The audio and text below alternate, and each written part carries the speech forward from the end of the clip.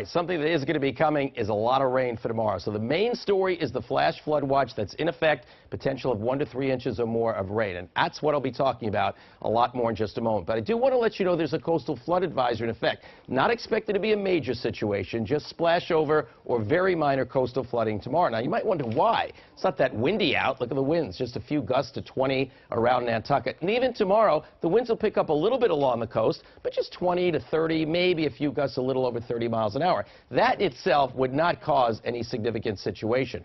But in addition to that, the tides are astronomically high. So when you add the two together, that gives you the chance for either splashover or minor coastal flooding. For south-facing coastal areas, it's the mid-morning high tide. For east-facing coastal areas, it's the afternoon high tide. So splashover or minor coastal flooding a possibility for Boston Harbor and Scituate, for example, as well as Provincetown and Nantucket. Now, it's 68 in Boston, but the dew point, which is in the upper 50s earlier this evening, has now jumped to the low 60s. So it's getting muggier out there. The air is getting filled with more and more moisture, which eventually is going to be released as this humid air comes up. Now, here is the moisture making progress to the north, but it's this area right here in southern and central New Jersey. That's the pounding rain that's causing some flash flooding at this time. So we put it all into motion, and the first round of rains could be here for part of that morning commute. Notice there are also gaps, but it's going to kind of come in waves for a while.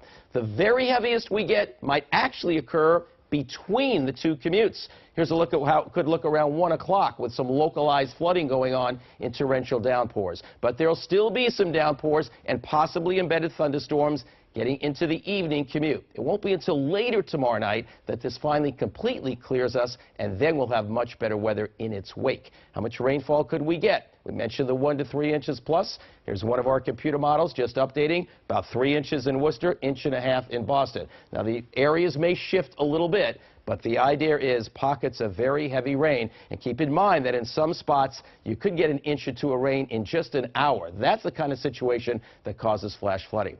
Now, what about embedded thunderstorms? Or could there be even a small isolated spin-up of a small tornado? A lot of it depends on where this warm front lies. If the warm front comes up to or through the Boston area, it increases the chances ever so slightly of a small spin-up. That's always possible with something like this, but for most of us, it's going to be the torrential downpours. You see, we are in a slight risk of severe weather, so perhaps some damaging winds by a few embedded thunderstorms with that very slight risk of a small embedded tornado. High temperatures tomorrow won't be very high. No sunshine, but a lot of rain. Now, what happens after that is much improved weather. Check it out. Thursday turns nice, dry. In fact, it's going to be coolish and dry late in the week. Nothing more than a spot shower possible Friday afternoon. Best chance of a few showers might be sometime on Sunday. But other than that, after the heavy rains of tomorrow, a much improved weather pattern will take hold. Of course, Mike Wonka will be in the morning, and I'll be in later tomorrow, so we'll stay on top of this for you tomorrow as those heavy bands of rain roll in.